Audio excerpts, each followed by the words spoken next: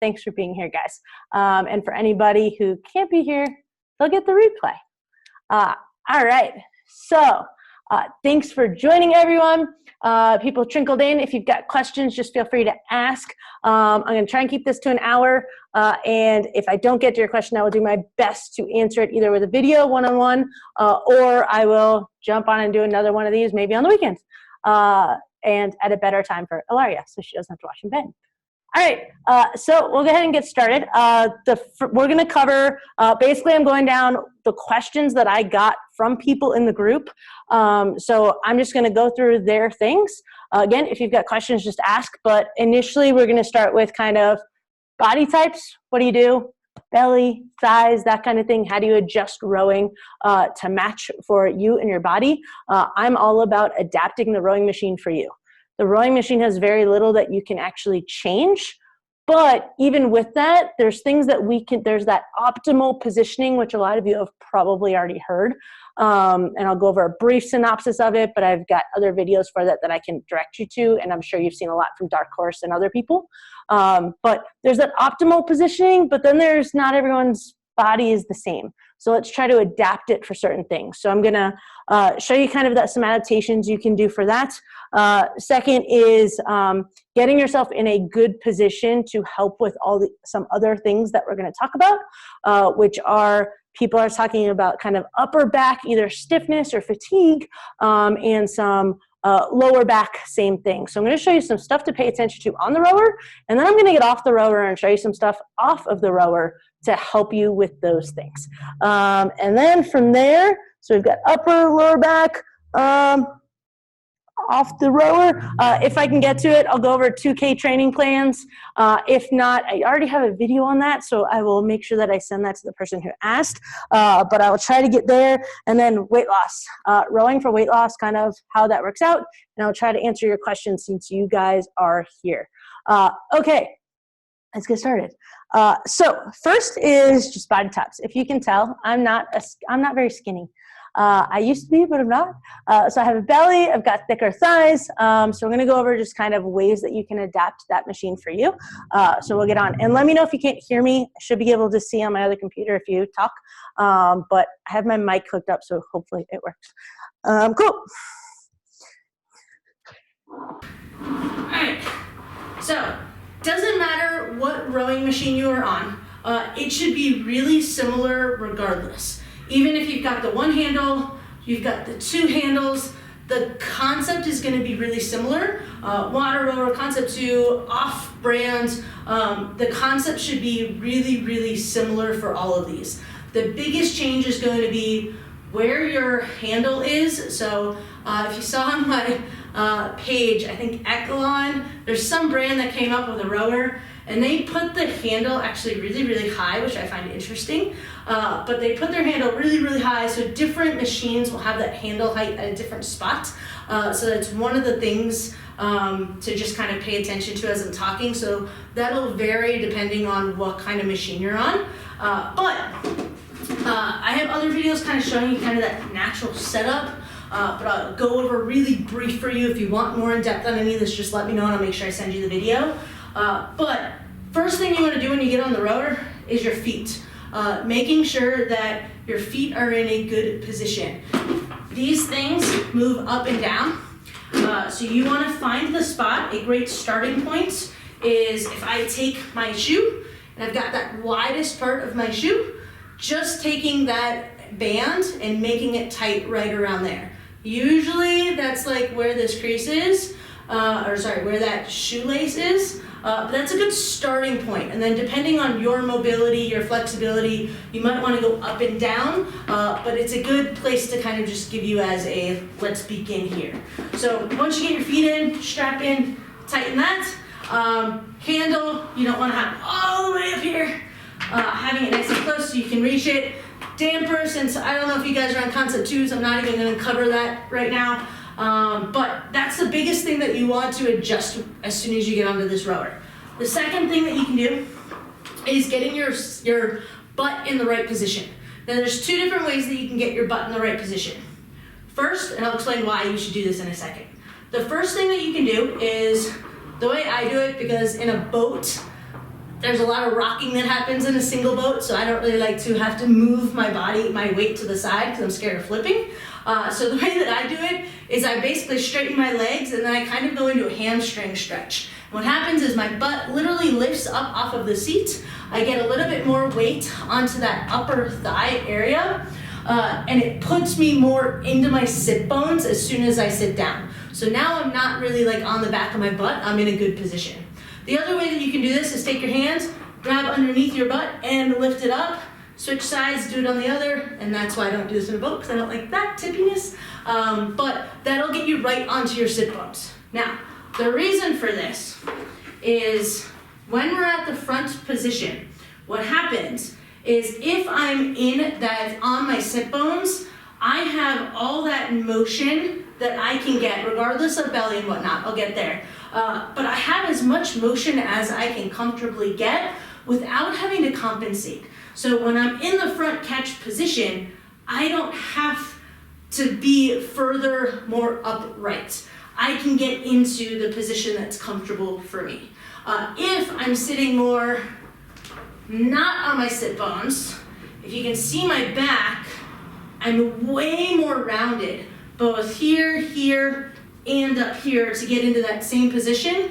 And I can't really feel my core engage as much to be able to get that good drive, that push through my legs. So I'm not really in that optimal position. And as soon as I get onto my sit bones, I'm way more upright. So this is setting me up for more success as I go. The other part that I didn't mention for that foot is when you get up here, what people say is to get your shin perpendicular to the ground. Now, some people doing that will get their butt all the way. For me, you can see because I've got some cushion in here, that just ends up being like a springboard. Like I'm just literally springing because my tissues are pushing me away. You want to be able to get as perpendicular as you can, but that's going to vary a little bit on your mobility for your ankle, your knee, and your hip. So if you have a belly, if you have thighs, if you have an old injury, knee, ankle, anything. I've had 3 left ankle surgeries, so when I get into this position, I'm great here and I can actually be pretty close to having that heel on that foot plate. But as soon as I do that on this side and get in that same position, I look more like this, where my foot is actually off of that foot plate. Now, it's okay for that to happen as long as you are pushing through a good part of your foot and getting your heel down as soon as you can. But you want to try and get as close to this position as you can, and that's what you're looking for when you're playing with that foot strap. Now, if you've got belly, the goal, so belly, thighs, range of motion issues on the knee, the hip, anything like that, what you want to try and do is, once you get to the front catch position, I want you to stop as soon as your belly or your thighs say, I don't want to go any further. Because if you force yourself into that uncomfortable position where you're just slamming your tissues together, what's going to happen is over time, once I get into like 2,000 meters, I'm going to start bringing my knees out. And my knees are going to be out so that I can get more motion forward. Now, that comes with a whole other set of problems. Because if I let my knees come out, I've now got weight on the side of my foot. I don't have weight through my entire foot. I'm just on that side. I'm going to push through the side of my foot until I can get my foot flat. Now, all of that created basically more pressure on the back side of my foot, up the side of my leg, to my knee, to my hip, which is connected to everything else. So the more compensations that we kind of allow to happen, the more likely we are to end up with any injury in any of those spots. So just paying attention to that and not compensating. So we're trying to stick with that kind of optimal, but at the same time, just decreasing that range of motion. So what it means is our slide, when we talk about slide length, it's from here to here. So that front position to that back position. Now people talk about wanting to get more reach or more slide length, and what happens is that's, okay, can I get really, really, really far forward, or can I get really, really, really far back? And I'll talk about that in a second. But essentially what we want to do is pay attention to, as we're rowing, just decreasing that length so that I'm just going to where it's comfortable for me and my body. I can still get in a good position, push with my legs, and then get a good position at the back. So it's okay if that stroke length decreases a little bit. The amount that you're actually getting in that giant stroke length is by reaching and by pushing my legs to the side is really minimal when it comes down to everything. Because if I go to here, and now I've got that weight on the side of my feet, I'm not in a really optimal position to be able to generate force. I'm now putting more weight here, way less of I'm not in as strong of a position as I am here, where I can immediately go push. I can immediately start going, whereas here, I have to kind of push myself back before I can really get that power to come through my legs. So those are some things that you kind of want to pay attention to if you've got range of motion things, stomach, thighs, all of that, really just shortening it down. So I realize that when I teach, I don't really show as much. I'm just going to show you a few strokes, taking that feedback, so thank you. I appreciate feedback. So basically instead, this is what my stroke would look like. So you can see that my shin gets pretty close to perpendicular. And as I go, I just have a shorter length as opposed to if I put my knees to the side, which I'll show you right now. Now I've gone farther, but at what cost? And that's kind of what you kind of have to decide for you. Do I want to possibly cause injuries and row longer, and get that tiny bit of extra reach? But I want to stay on the rower and keep being able to go for a long time and not get hurt. So that's why I talk about this kind of stuff and the adapting it for you and your body, because I think that the end goals that people are looking for, weight loss, being able to keep doing things with your family, being able to have your activity, your outlet for energy, all of those things are really key. And if we get hurt, then we're like, hey, I can't do the thing that I like to do. So instead of creating those adaptations, just decrease the length. Unless you are like an Olympic rower, collegiate rower, or trying to break records, that extra little length isn't going to mean much. And honestly, the rowing machine, you can beat it. So if you've ever watched any of the competitions that are on rowing machines, their form is awful. Like, it is the worst thing. It's like all the ads. And the reason is because you can beat the fan wheel. You can beat the monitor. But again, at what cost? So do you want to have that awful form and just be able to do the short strokes to be able to get that power generating and get your records? Or are you doing it as I want to stay rowing? And that's where what your goal is really is what makes that difference. In the long run, you can also do amazing records with rowing with good form. So that's kind of how you can adapt it for body types. If you've got questions, just let me know. I hope I kind of covered that. Okay, so now we're going to go into kind of the upper back area. I'm actually going to mention lower back first. I'm changing my mind. I'm going to go lower back first, and the reason is because I know somebody who mentioned this actually has lower back injury. So for the lower back, there are a few things that could cause you to get aggravated either while you're on the rower, after you get off the rower, or even maybe the day later. If you're getting it like 2 days later, it's probably not from the rowing machine, or it might be contributing, but it's probably not all of it. But if you're getting something around when you're rowing or that next day, that's something to pay attention to if it's continuously happening. You have to remember there's also things that you're doing in your day. So rowing's a new movement for some people, and for some people it's not.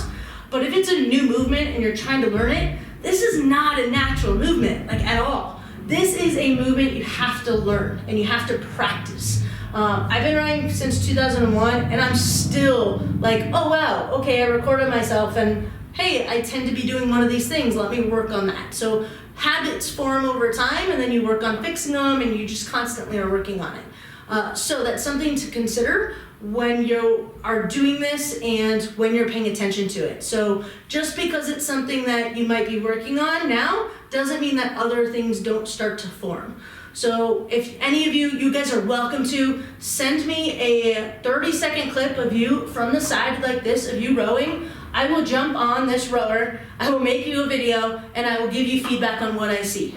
And the reason I do it is, one, because I think it's hard for us to always see what's going on, and two, because when we're doing the things, if you work on focusing on one thing, other things are going to change. And sorry, I'm in my garage with the loud car. So focusing on one thing will change other things, and then you're going to have something else to work on. So when people like post things in groups, sometimes you'll have like 30 comments, and everyone's telling you something different to focus on, and that's awesome. It's awesome to like get that feedback, but which one do you listen to? Because if you start working on 30 different things at once, I can tell you, you're probably gonna get annoyed, you're gonna quit, or you're just be like, I don't know what to focus on, I'm confused, and you're just gonna keep going. And the reason is because it's just too much at once. So I like to give you one thing to focus on. So I'm gonna show you 4 different things that often can contribute to low back pain. You have to remember that pains and aches can also come from things in your day. Are you sitting a lot and then jumping on the rower? Are you sitting in already kind of aches and having aches and pains, and then you're jumping on and trying to work on a new movement that you're not familiar with? Or even like sleeping positions can actually really contribute to back pain as well. So let me jump into the first 4 things. So one of them is making sure that you're on that sit bone, so that when you're at the front, I talked a little bit about that length of the slide. When you're at the front position, regardless of belly or not, one of the things that people often do is they try to get that extra reach. So they're trying to get that, I mean, look how much my handle moves. It's not that much, right? So they're trying to get that extra reach to be able to get a little bit longer. And they do that both at the front and at the back. So at the front, it turns into, if you watch my back, I'm more upright right now, whereas as soon as I add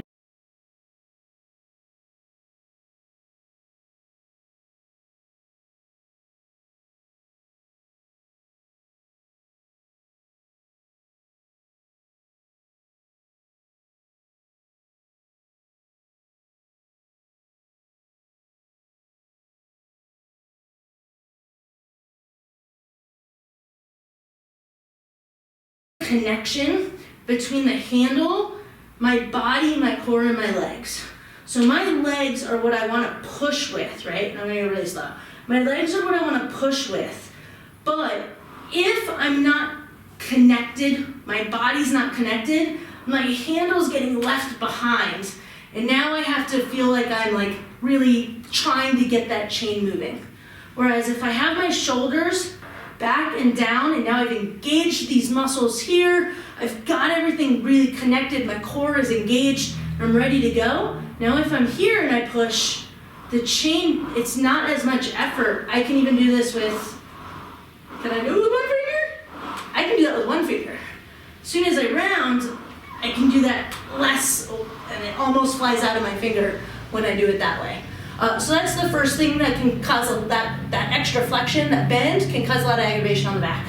Second is when I'm in this position, people will say butt first.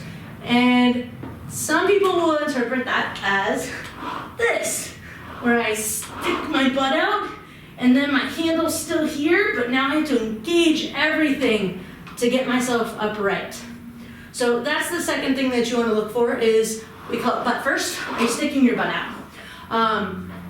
Instead of doing that, what you're looking for is when I push with my legs, my arms are basically coming with me. So I'm not leaving my arms in front, because that's going to change the position of my trunk. And I didn't talk about that in this video, so I should probably talk about that. But that's what you're looking for, is you don't want to have that butt out. So ideally when you're rowing with that form, maybe you've heard of this, you want to think of a clock. And I practiced with my camera to see if I get this right, but sometimes the cameras reverse me. But if you think of the ceiling as 12, and then we have 1 o'clock and 11 o'clock, and I hope that's right. If not, reverse it. But 12 o'clock, 1 o'clock, and 11 o'clock. Now, what we're looking for is my arms go away and then my trunk moves forward to 1 o'clock. When I go into the back position, I want to be at roughly 11 o'clock. So I'm moving back and forth between 11 o'clock, and that's all that's happening at my hips and my core, just this back and forth. Now when I get to the front, if I do that butts out, this is me at 1 o'clock, watch how much forward I get. Now I'm at like 2 o'clock. So I'm past that range of the clock that we're looking for. So really just trying to keep that trunk at that 1 o'clock angle. So then the next thing that people have to do is go really, really far back. And this has to go with what I mentioned with that extra reach at the front. They're trying to get more length. It's usually short people, and I'm short, I'm 5'3", so I get it. I've actually done it, so I totally get it. But as short people, we really want to go far back because we're competing against people who are tall. So we're like, oh, okay, well, I can make that longer if I go really far back. That's cool, but it's really hard to get out of this position. Like even holding this position, I'm actually starting to shake. Like my core is really engaged. I'm now really engaging my upper back, and it's a hard position biomechanically for me to get out of. So when we get into this position, it's a little bit too far where it's hard to optimize your rowing in that position. So really not going past, again, that 11 to 1. So just think of it as a clock and you're staying in that range. So that's the third reason a lot of people will end up with that. I feel like I'm forgetting one. Butts back. Oh, and the last one is the opposite of butt back. So instead of pushing my butt back, and this is usually people who don't have that connection with the machine, and they might be overreaching, but usually what happens is, notice how right now my shoulder and my hip, my shoulder is in front of my hip. Now, if I go back and I lead with my shoulders, now my shoulders are on the other side of my hip. So what happens is they lead with their shoulders, and we call it opening up your hip early or leading with your shoulders. So you're usually gripping a little bit too much, not always. This is the mistake that I commonly will resort to, and I find that it's usually for me when I'm really, really tired. As I lose that connection a little bit, I do less of that push through my legs, and you're taking your shoulders, and I'll show you what it looks like, and you lead with the shoulders. So now, this right here, this position is putting a lot of strain on my low back. Even though I'm in like a good optimal uprightish position, I'm at that right angle, I'm putting a lot of strain here because of what my legs are doing and the way the muscles connect to your hip. Just the way all of that is connecting and working, I'm putting a lot of strain there. So that's the other common way that people will aggravate their back. So if you're doing any of those things, just kind of paying attention to that. So first is, I don't know about the order, but first that butts back, second that opening up, third overreaching, and fourth going really far back. So those are common ways for that. That leads us kind of the upper back. So a lot of people mention that upper back gets really fatigued with rowing. It does. I don't have a good answer for you. And after this, I will show you stuff to do off the rower for that, but for the low back and the upper back. But if you think of the upper back like posture, has anyone ever told you, hey, you should be sitting more upright? It's that same concept where it's something that if it's not naturally something that you're already focusing on and you're a naturally slightly more slouched person, so that like I'm slightly more slouched naturally, and then PT school made me actually pay attention to it. But once you start to pay attention to it and you're trying to fix it throughout your day, you get into that more upright position and you feel the fatigue in these muscles. Like it feels more tired. If you're focusing on that positioning on the rower, it's the exact same thing, except you're also doing movement with it. And when you do this motion here, the arm part, you're working the muscles, the rhomboids, right through here. So those muscles are attaching to a similar area, and you're working similar muscles to posture. So unfortunately, it's just kind of part of it. I did a 6K yesterday, and during my row, that's what I was focusing on throughout, and I'm a little bit sore there. I'm a little fatigued, and that's just because I haven't rowed that long in a while, especially if you're picking up the meters and you're like, hey, I've been rowing, I was rowing 5 minutes, now I'm rowing 30 minutes, or doing a 10K or a marathon and I was only rowing 2K. As you pick up those meters, that's when you're gonna be like, oh, okay, I'm gonna feel it a little bit more in that upper back. There are some things you can do off the rower for it, but unfortunately it's just posture and part of it. While I'm on the rower, before I get off, I did skip what one person asked, so I apologize.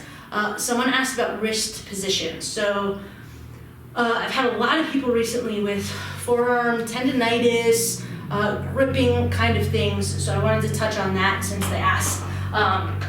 So when we're in this back position, what you want to think of is, and you're going to see a lot of people doing this differently, and honestly it's habit. It's what people have gotten into a habit doing while rowing. That's most of it. It's a lot of the people doing this are even people who rowed on the water, and you're gonna see differences across different people. I'm gonna explain it to you from a PT and injury prevention kind of standpoint, as opposed to, and it's something that I'm working on as well. So when you're rowing and you're coming back, you've got most of that power going through your legs, then you move your core and you open that up, and then you bring your arms in. When you bring your arms in, a couple things you wanna pay attention to. One, shoulders don't come up into your ears. So usually what happens is that becomes from a muscling kind of thing, and it's happening a little bit earlier, and that's often what leads to that shoulder first movement. But don't let those shoulders pop up, because then you're just overusing the traps. And if you're already a trigger point trap person, you're just contributing to that. Second is when I pull straight back here, if you guys have ever done like bent over rows with a weight or TRX rows, think of it as that same movement. It's just not much weight because it's only a little bit, but you're just pulling it's like you're pinching your shoulder blades back together. That's all you're doing in this position. So if I'm pinching my shoulder blades, it's actually kind of hard to pinch my shoulder blades if my elbows are out here, which means I'm engaging different muscles and putting my shoulder in a more compromised position. So if I'm gonna really pinch, this is kind of that best position to pinch. My elbows aren't like next to my side, they're kind of at like a slight angle to the side, but mostly just straight back. The other reason to pay attention to that is, look at your wrist. When I pull straight back, my wrist is in a nice, happy line. It's just nice and straight. So my shoulders are down, my elbows are in, and my wrist is happy. I have a nice loose grip on that handle, and I have another video if you tend to get stuff on this that I can send you for that. But you just want that to be nice and level and equal. If I start pulling up here, one, look what it does to my wrist. My wrist isn't in a very happy position. Now even though I'm not gripping, I'm overusing those flexor muscles, more likely to lead to tendonitis and things. Two, in order to get this, I now really have to force my elbows in, or I have to pop them out. And we already talked about that out position. So just kind of putting them into a position that's comfortable for you. But here, I've now caused a lot of extra strain on different areas. The next is, we call it deviation. So if I basically pop just my elbows out, and I'm keeping this low, I've now created this position, which is really similar. Now I'm bugging the muscles over here. So just kind of paying attention to where you're pulling. If I pull really high up, if you can see my chain, it actually goes at like an angle. So I've also lost some efficiency there because it's going to take more for that chain to go back. And that's a lot of, you'll see a lot of people's chain like flopping around. That happens a lot from people pulling really, really high. And that's another reason people will often go really low, because now I can pull high, my elbow's still in a really bad, my wrist is still in a really bad position, but I kept my chain straight. So that's just something else to pay attention to for those wrists. Okay, honestly, if there's any questions I need to answer, then I'll show you the stuff you can do off of the rower for your low back and your low back and upper back. Spring-like motion during my first stroke. I love your questions. Shoot the slide. I feel like I know that term, but I'm drawing a total blank. Probably because I'm in the middle of a live. But okay, all right. I want you to send me a video. Leaving my arms behind.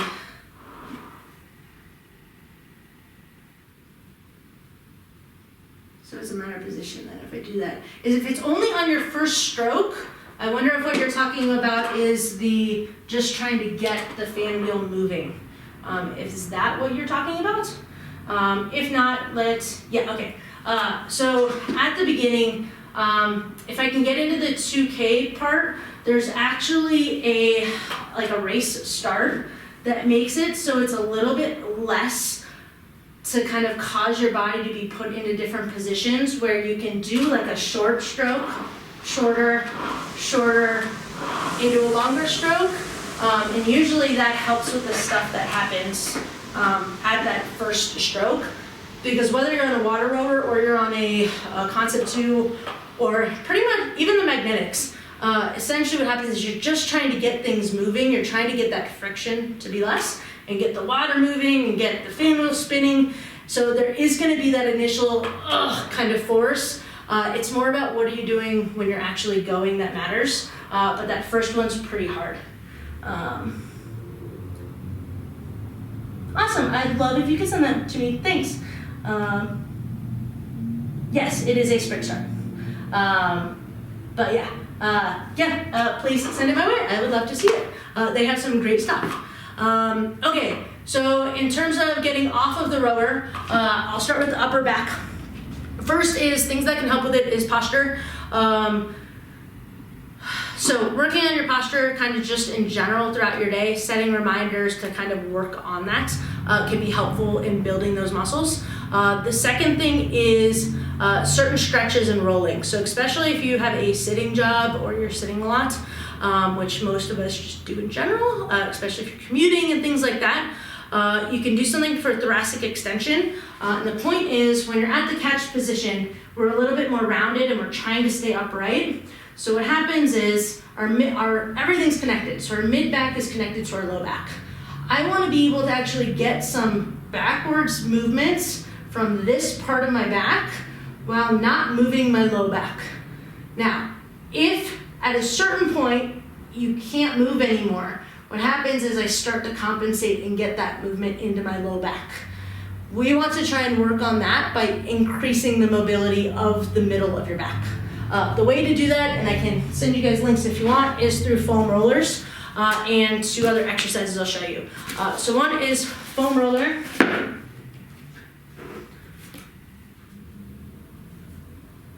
Hey, yes, come visit. I am in Denver.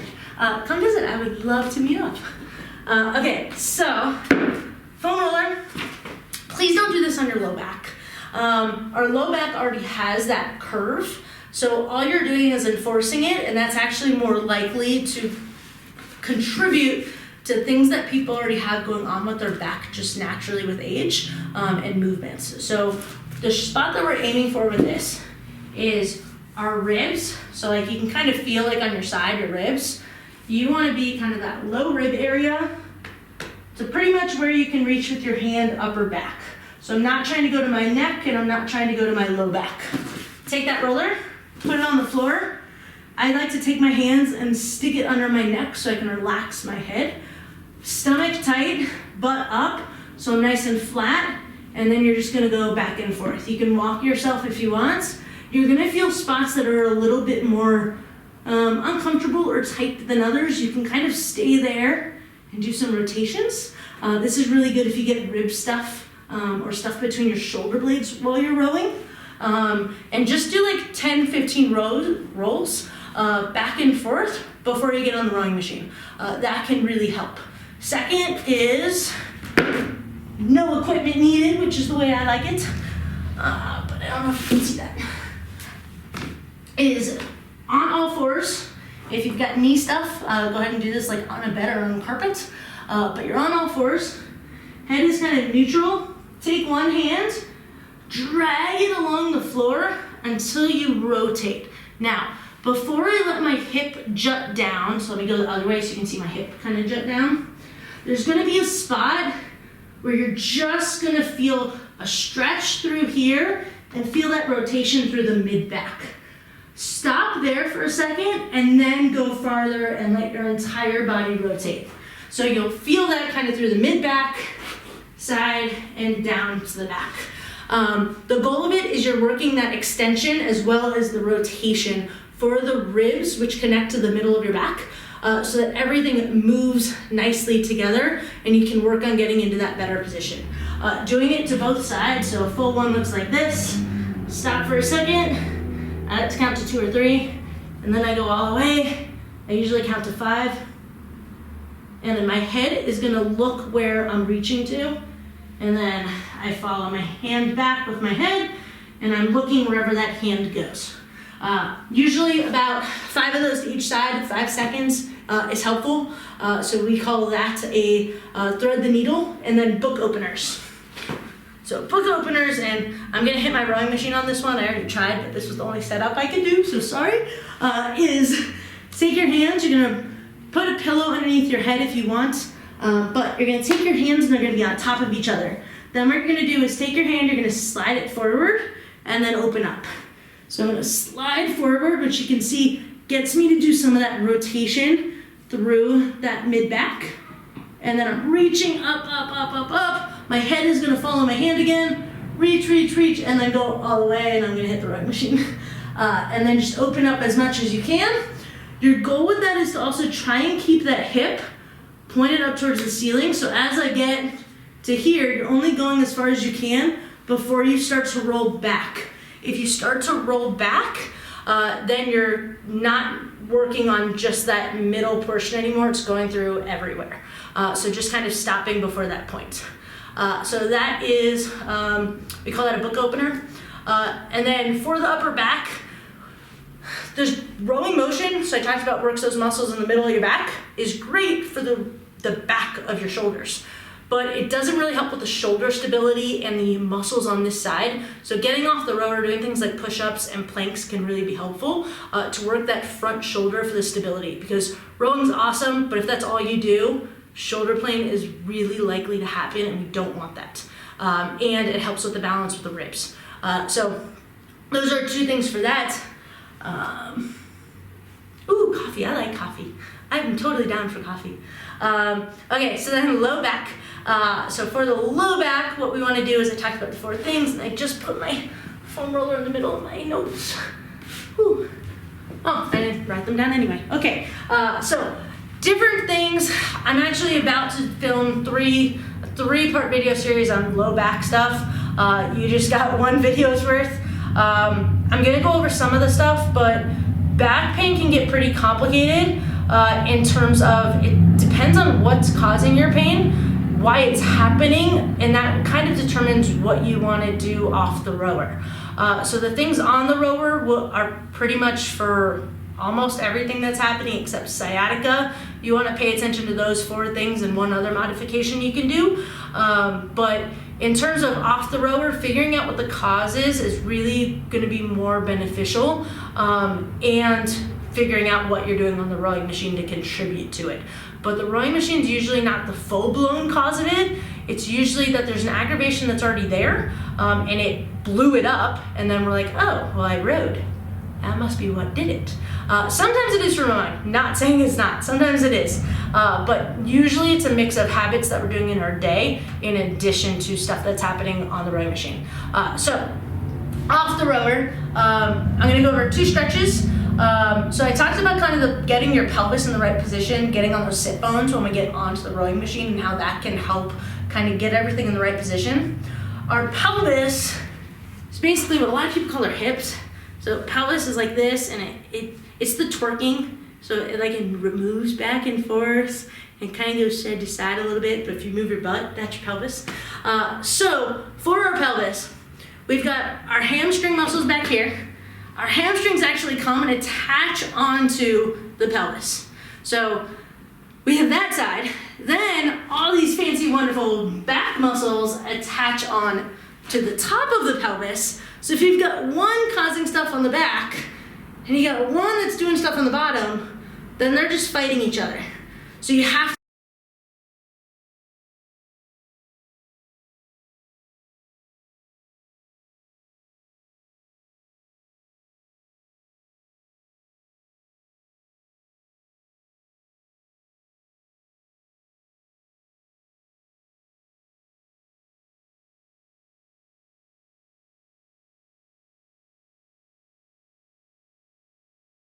going on with your back, like where it's really bugging you or sciatica type of stuff, I do not recommend doing pigeon stretch. So pigeon is this guy. The reason is because it just ends up being too much of a stretch usually if you have nerve stuff going on. Your nerves will be like, what the heck are you doing to me? And it ends up tightening up and you end up going backwards. So if you're not actively having like hardcore back symptoms, do it that way. If you are, don't do it that way and do it this way. Lay on your back, take your leg, and I'm going to show you on both sides so you can see kind of the different angles. But you're going to take your leg, put that foot on top of the other one. I like to take the opposite hand, grab my knee, gently is the key word here. Gently pull my knee towards my opposite shoulder, so the shoulder that the hand is basically.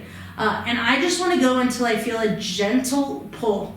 And if you pull into that pull, like if you really pull into that stretch, then it's going to backfire on you. So nice and gentle, just hold it here for 30 seconds. Do it throughout your day, as often as you can. We're all home right now, so you can do it often. Let me show you the other side. So I basically take that foot, I put it up like this, take that hand, grab behind my knee, and gently pull at an angle that way. Now where you're gonna feel this is side and butt. So you're gonna feel it kind of through here as you're doing that stretch. So that's one of the stretches you can do, and I need to get back in that same position. Another one you can do, which I didn't write down, is you could just do knee to chest. You can do it single leg, or you can do it double. Usually, if people don't feel it this way, they'll feel it this way. If you don't feel anything with that, just don't do it. Then you're loose, you're flexible, don't worry about it. And that's probably not the issue. Next is, I mentioned we need to go below, so hamstring stretch. The old school one we learned when we were young, like this guy. All right, well, I don't recommend that if you have an injury. The reason is because one side is usually tighter than the other. So if I do this stretch, I now feel a great stretch on one side, but I don't really feel much on the other side. So I want to basically get things equal on both sides. So I like to stretch them one at a time. The way I like to do that is sitting. Hopefully on something higher than this. Higher you are, you don't want to be super high, but like a normal chair. Take your leg, keep one leg bent, take your leg, stick it out in front of you. If you have sciatic stuff and you already feel something on the bottom of the leg, relax your toes, see if it goes away. If it doesn't, put a little bit of a bend in that knee. Now, if you're all good with that, whatever position, straight knee, bent knee, doesn't matter, sit up nice and tall, stomach tight, and gently lean forward.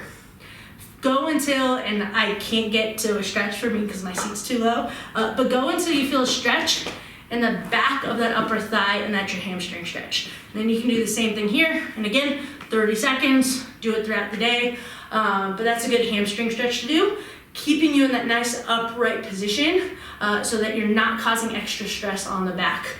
When we do it this way, we tend to forget that uprightness. You can do it this way. We get a little bit more the inside as well, but we tend to want to round to reach a little bit more.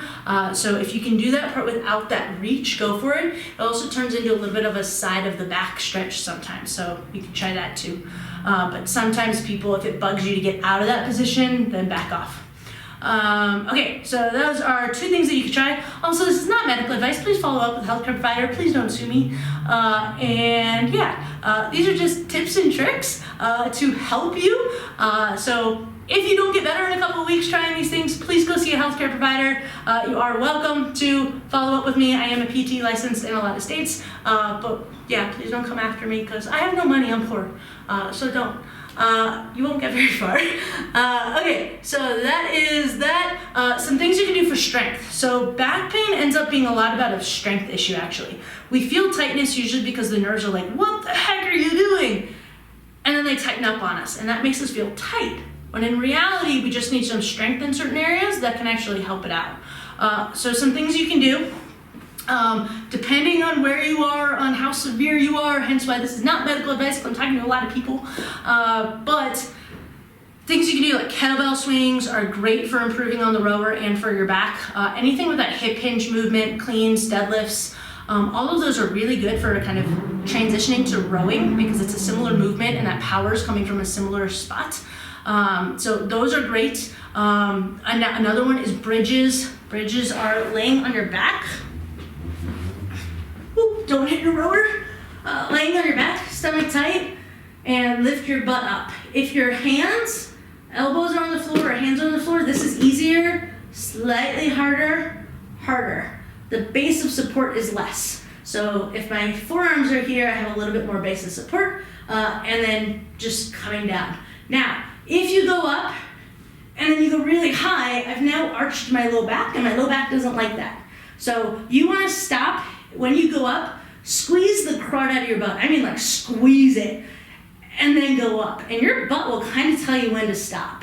So if I don't squeeze my butt, I can go pretty high, but now I've arched my back.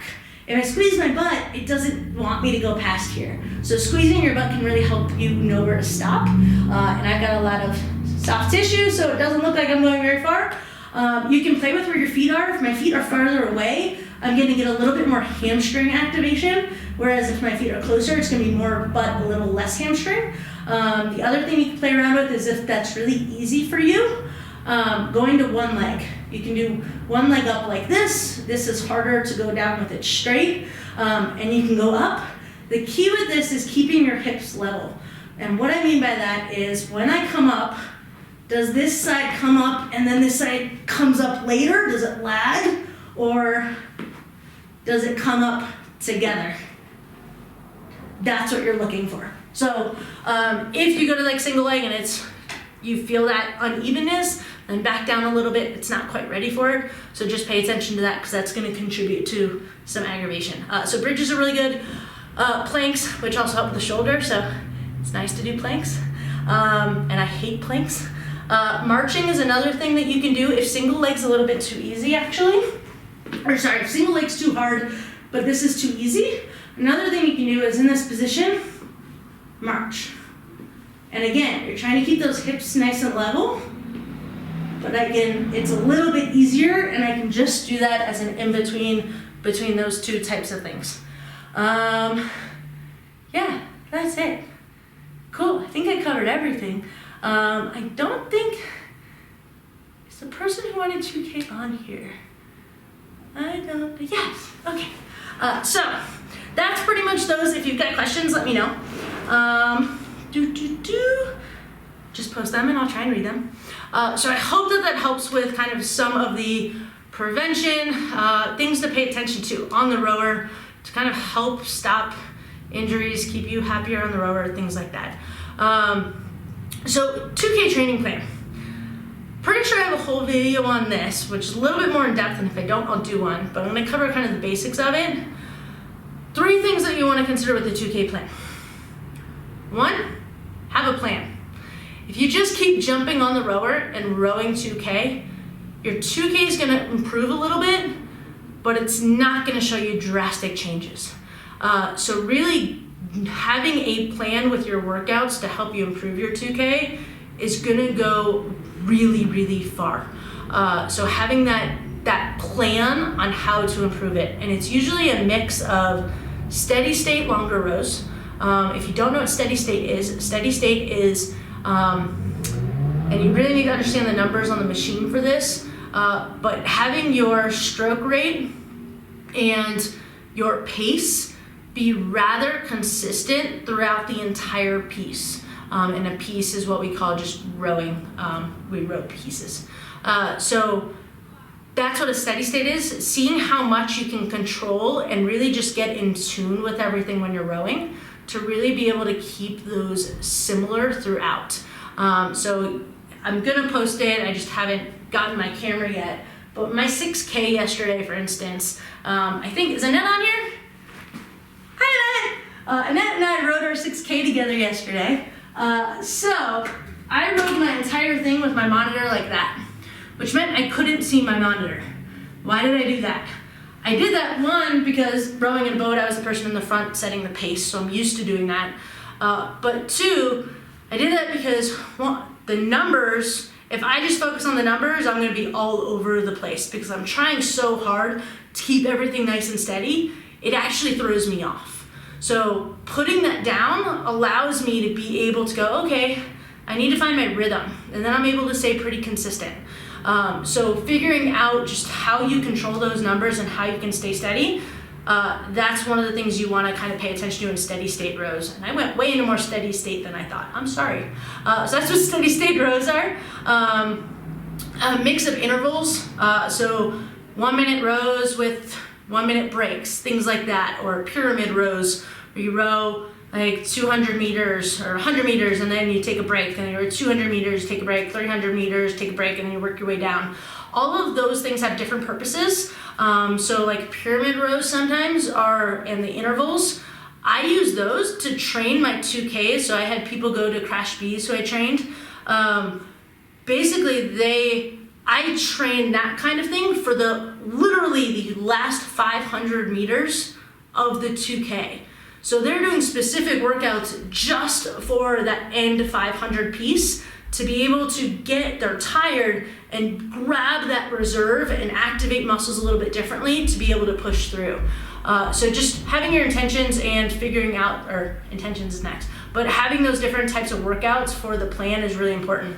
And I guess that kind of goes with my third thing. So I lied, it's only 2 things, which is train with intention. So having that plan and knowing why you're doing all of these things really helps you be able to progress on your 2K. Second or third /2/3 is the starts. So I know that starts are only like 3 to 5 strokes, depending on where people are. I had one Crash Bee person who I did a 3-stroke start because 5 was just a little bit more complicated. In boats, we often do a 5-stroke start, but just learning how to get the most from that beginning can also really help you out. And every time I row, even on my 6K yesterday, I did a race start. And it's just to get that fan wheel moving and get me ready to go. Because if I have a really lousy start, I'm gonna feel like I'm behind all these other people and just feel like I'm catching up the whole time. And it's half a mental game. Like a 2K and a 6K, they are mental games. At 6K yesterday, at 3,300 left, I was like, why the heck are we doing this? I even yelled to Annette. I was like, this is stupid. But the 2K is the same thing. So it's a mental game for that entire middle piece. And if you get off to a bad start, that mental game's already gone. You're basically playing catch up in the mental game. So those are kind of the 2-ish, 3-ish important things for the 2K. If you're curious on 2K planning, just let me know, reach out. As you know, I try to be helpful. I know I'm not always, but I try to be. Okay, so that's kind of 2K. And then, cool, I have 5 minutes for weight loss. Okay, so weight loss and rowing, a lot of people, that's their goal. That was my goal for the past 2 years. But one of them, it's really similar to the 2K. I'm sorry. One is varying your workouts. Again, if you just keep jumping on for 30 minutes, there's no huge change or motivational factor. It gets boring to just jump on, and then we feel like we don't have that push. So if you don't have a goal with your workouts or something to help push or drive you, then you're just gonna be cycling, and it ends up being more just a cardio workout, which is great, we need that. But it ends up just being, hey, I'm getting my 30 or 45 minutes that the American Heart Association recommends. I think it's up to 45 now. But it ends up just being, okay, I need to do that so that I can now get my cardio going so I can stay healthy, but it's boring. If I jump on here for 30 minutes, I'm like, what the heck? If I do it like 5 times, I'm fine. But if I do that for like 2 months, I've lost motivation and I'm not jumping on the rower. I took like a 4-month break from this thing for a bunch of reasons, but also I got bored. So mixing up your workouts can be really, really, really beneficial. 1, for that reason. 2, so I work with a lot of Orange Theory Fitness people, and I invited some to here. I don't know if they joined, but I work with a lot of OTFers, and it's really interesting. I'm actually really excited for them right now. I know that COVID stinks. I'm not saying it's a good thing. But the closing of certain gyms has made people try different things. And yes, we're sitting around and maybe eating more. Hopefully you're not. I'm working out more. Maybe you're being more active. But it's making you change what you're doing. A shift in what you're doing, a lot of people get plateaus. So like if you're doing something and you're like, okay, I've been going to FTF, I've been doing whatever for however long and now I've plateaued. Okay, you're probably plateauing because your body isn't seeing a change and it doesn't know what to do. So if you actually try something different for a little bit, once you get back to OTF or whatever, dude, I expect your weight loss to skyrocket like it did when you started. And that's because you switched your body, you switched what your muscles had to do and how your body was doing things, and how it's burning the calories and doing all those things. So just having a change in workout can be huge. If you are rowing and you're just jumping on for that 30 minutes, doing things like the 2K trainings, but with a different goal. So I wrote a book. I don't know if you guys know, I wrote Beginner's Guide to Indoor Rowing. But in that book, I think my first or second chapter is literally about your goals. Because I could give the same workout to the person doing the 2K with the goal of it helping them for that last 500 meter piece, as I would give somebody who's trying to do weight loss, but I gave it to them for very different reasons and they have different goals for that workout. So just having a different workout and a goal for it can make it go a long way. So figuring out, varying the workouts, intervals, steady states, all of those are important for your 2K and for weight loss. They just have different goals and you might be pushing your limits a little bit differently in them, but it's really important to keep you moving forward. So that is kind of the workout part. Second is technique. If your goal is weight loss, your goal is to keep doing this. Your goal is to stay active, not get hurt, all those things. Again, you're not trying to probably break a record. If you are, awesome.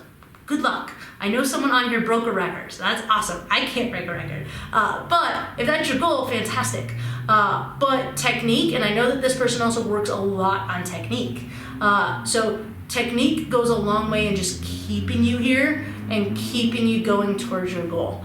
So the more that you can work on that and perfect that, the longer you're gonna be able to do this and the longer you're gonna be able to do all the things that you want to be able to do to lose weight.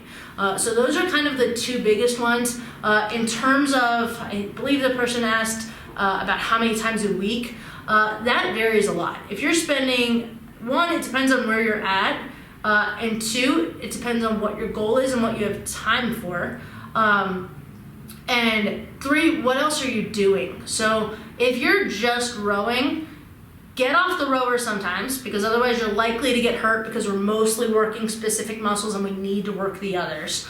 So get off the rower and do other things, whether it's in a rowing workout like City Row and Row House and OTF, all of those things have other things in them besides rowing, which is fantastic, because it's gonna keep you healthier longer.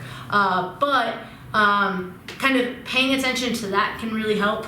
I lost my train of thought. I got nothing. Oh, different amounts of days per week. So really it depends on what your schedule is and what your goals are and where you're starting. So if you can get to 5-6 days a week, that's fantastic. Of course that's gonna benefit you more. If all you can fit in is 3, just having that base of your intention and your goals, if you can be extremely effective in those 3 workouts and have that goal, then awesome. That's also gonna be extremely beneficial for you. As opposed to, hey, that's actually gonna benefit you more likely for weight loss than if you rowed 5 days a week and just jumped on the rower to row and didn't have anything pushing you or moving you forward. Because the other, you're more likely to just get complacent. Whereas if you've actually taken 3 days and gone really, really solid, that's probably gonna be more beneficial for you than the 5. So that's kind of my tips for those things. If anyone's got any other questions, feel free to post them. I hope that you guys found this helpful. Please let me know if you did or if you didn't, because if you didn't, I'm never gonna do this again, probably, because this is a lot of work and time. But I hope that you did find it helpful. I probably will still do this again for other people. And as always, in a group, just feel free to ask questions. I will, of course, jump on, answer them. Feel free to send me a clip of your rowing and I will take a look. Again, I jump on, I give you feedback. I think I've done it for somebody on here. I think I did it for Ilaria. who I think just came back on. I don't really know, but send me clips. I can't see who's giving me a thumbs up.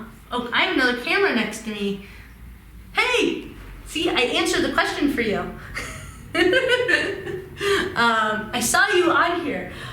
Okay, so yeah, that's it. If you guys are interested, I do rowing plans, so you're welcome to reach out. I do personalized rowing plans for you. Racing, not racing, whatever, weight loss, whatever your goals are. And I also have a forever rowing program that is 5 weeks long with 5 weeks worth of workouts, 3 to 5 workouts a week. Goes over everything that I did today, plus a ton more. And I'm starting that next week. And it's on sale right now for 30% off, I believe, and I'm giving 50% of the proceeds to charity for COVID, because this is mostly about helping you guys, but also I want to be able to help other people, so this isn't about me. But I am offering that. If you guys are interested, let me know and I will send you the information. But it is all about keeping you on the rower, getting you rowing longer. If you're a beginner, this is fantastic for you. It includes one-on-one sessions with me, like this. If you have a rower, we jump on and literally just chat it out and figure stuff out. If you've got injuries, I'm a PT, I can help you. So don't let injuries be the reason to stop you, but the goal is to keep you guys rowing longer without getting hurt. But it goes over all of that, plus one-on-one sessions, plus the workouts, and yeah, fixes, drills, things like that. If you've got questions, let me know. Well, Ilaria, welcome back. We are done. I'll tell you, we'll figure out where you jumped out, and I'll tell you where you can kind of start again. I am going to put this in the group for anybody who wants to watch it and who couldn't make it. Thanks for joining, guys. It was really cool to not be alone, because I've done this and been alone. Actually, no, I was here with just my mom once. So thanks for joining. It was cool to see you guys. And yeah, hope you guys have an amazing day. Bye, guys. Thanks for watching. I really hope you enjoyed that video. If you did, go ahead and hit that subscribe button. I put new things out weekly so you can get new information. You can also join the Keep Rowing Longer Facebook group where you can ask your questions and get your questions answered quickly. So if you're interested in that, I'd love to see you there. There's a link in that description below, and I hope to see you there and chat soon.